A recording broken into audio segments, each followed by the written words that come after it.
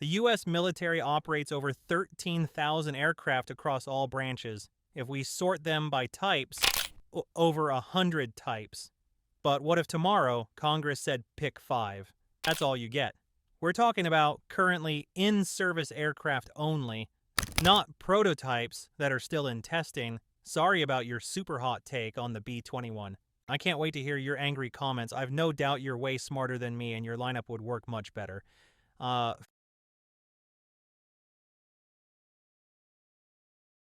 First up is the Swiss Army knife of rotary wing aviation, the H-60 Black Hawk family made by Sikorsky.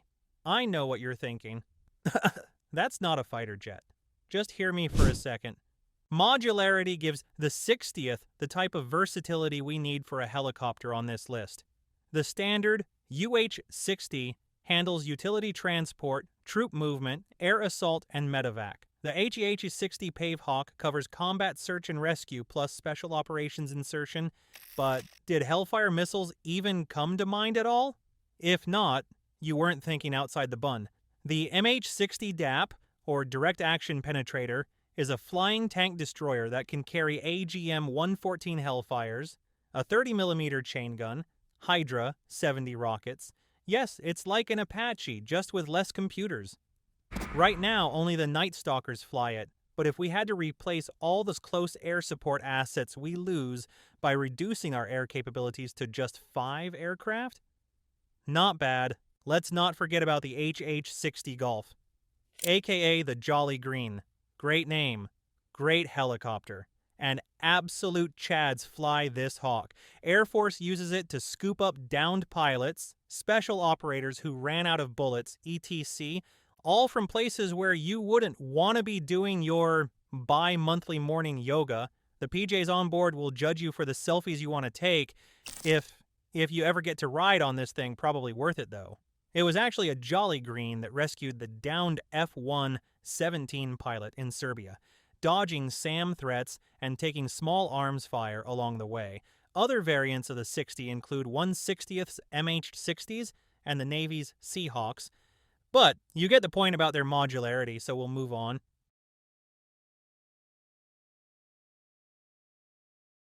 Number 2 is America's moving company, the C-17 Globemaster III. Without strategic airlift capability, America becomes just a regional power instead of the global superpower she is today.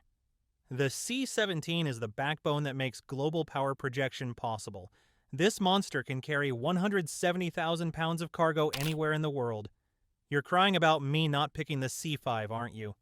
We can discuss your love for gigantic tubular objects a different time, but I'll tell you why the 17 is the right move. The C-17 can land on short, unpaved runways as short as 3,000 feet. The C-5 needs the runway off that Fast and Furious movie. I can't remember which one of the 12 movies, so leave a comment below. Okay, yes, I know the C-5 can carry 2 tanks while the 17 only fits 1, but it's a rarity for that to even need to happen. And we have 5 aircraft to pick, so I'm going with the one that's easier to produce, maintain, take off, and land. And the numbers on this thing are still insane. During the Afghanistan withdrawal chaos, they packed 823 people into one C-17 that's officially rated for 134 passengers. The C-17 has flown missions to all 7 continents, including Antarctica, because penguins need freedom too. Ultimately, cargo and logistics are kind of boring, so we'll move along to the next aircraft. But remember, this beast can also provide airborne and halo support for paratroopers and sneaky special operators. The C-17 is truly a workhorse, and pretty much a no-brainer for this lineup.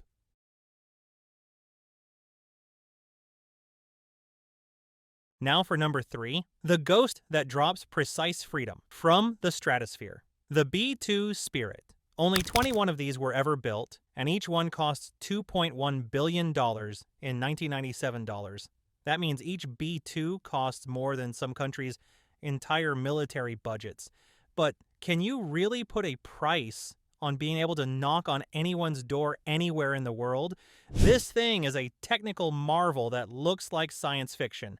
its radar cross-section is about the size of a medium bird, which means most enemy radar won't even be able to detect, let alone get a track on it. The flying wing design creates lift without traditional control surfaces, and it's actually a pretty unstable design that's nearly impossible to fly manually. Advanced flight computers keep it flying smooth. It generally carries 40,000 pounds of precision-guided munitions like GBU 31, 32, or 38 JDAMs. But of course, it can be specially loaded to carry a couple of GBU 57 MOPs, the bunker busters used to strike Iranian nuclear facilities back in June. 2 B-2s took off from Whiteman Air Force Base in Missouri, flew over 34 hours round trip, hit targets more than 7,000 miles away, and were out of Iranian airspace before anyone realized what happened. Look, the B-2 is a key component of the nuclear triad and represents the ultimate deterrent. They can't see a B-2 coming until it's too late. The B-52 is an incredible asset, and the B-1 Lancer is a supersonic stud, but the B-2 combines stealth, intercontinental range, and massive payload capacity. It speaks softly and carries a big stick. In a world where you can only keep 5 aircraft types, I'm going to have the tried and true stealth strategic bomber on my list. And in a world with no F-22s, we'd probably be able to afford a few more.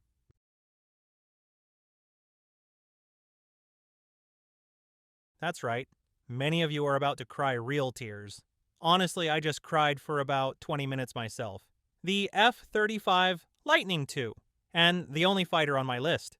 I know, the F-35 is overpriced, has had development issues, and gets smoked by an F-16 in a dogfight. But it's on my list. First, you're not just getting one aircraft, you're getting 3. The F-35A for the Air Force, the F-35B with vertical takeoff capability for the Marines, and the F-35C for carrier operations.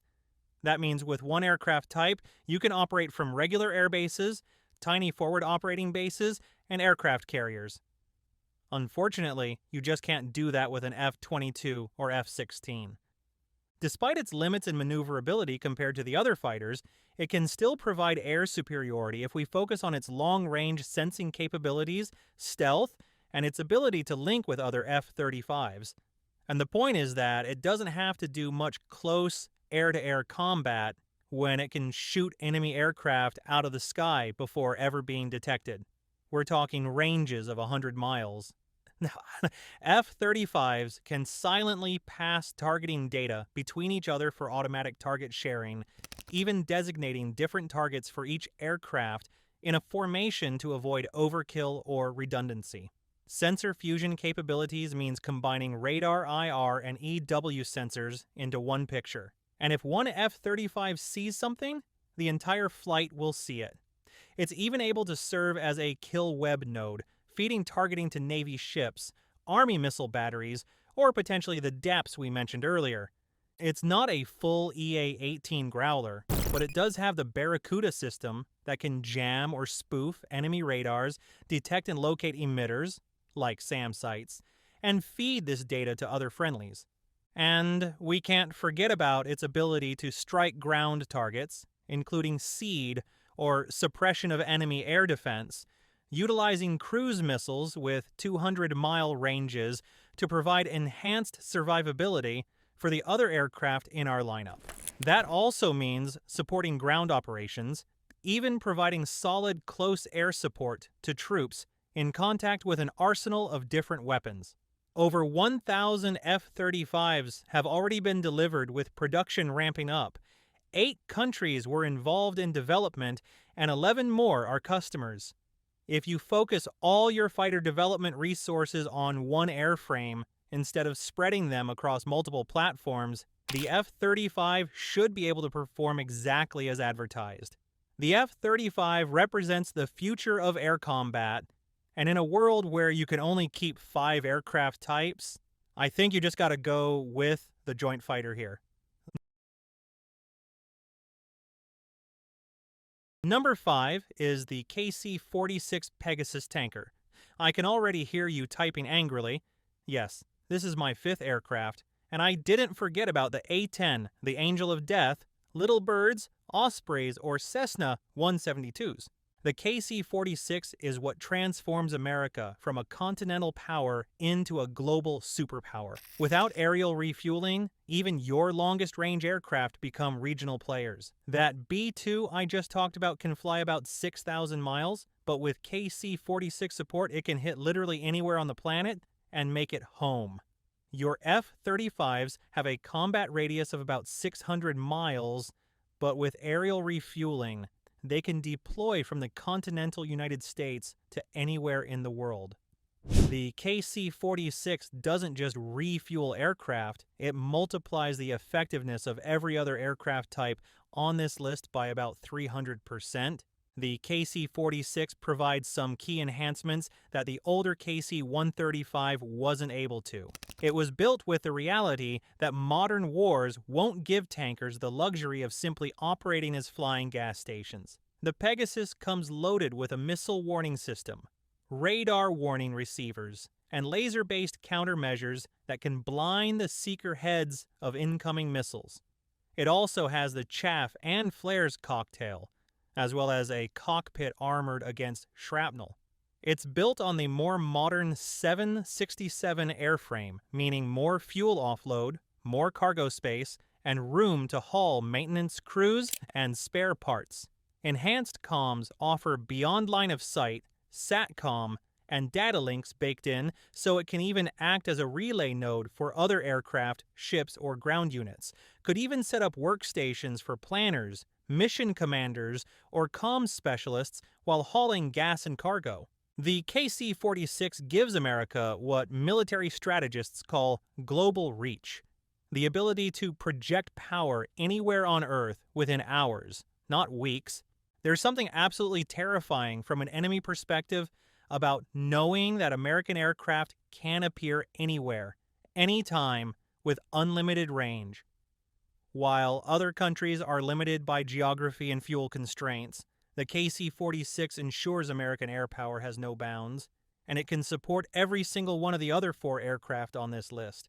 Leave us a comment below with your list of 5 aircraft that the U.S. would have to go with if it could only keep 5.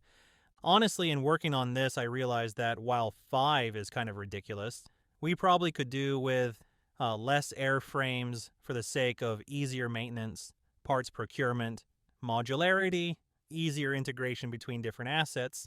Oh well. Subscribe to Steel Mallard, stay fueled, and we'll see you in the next one.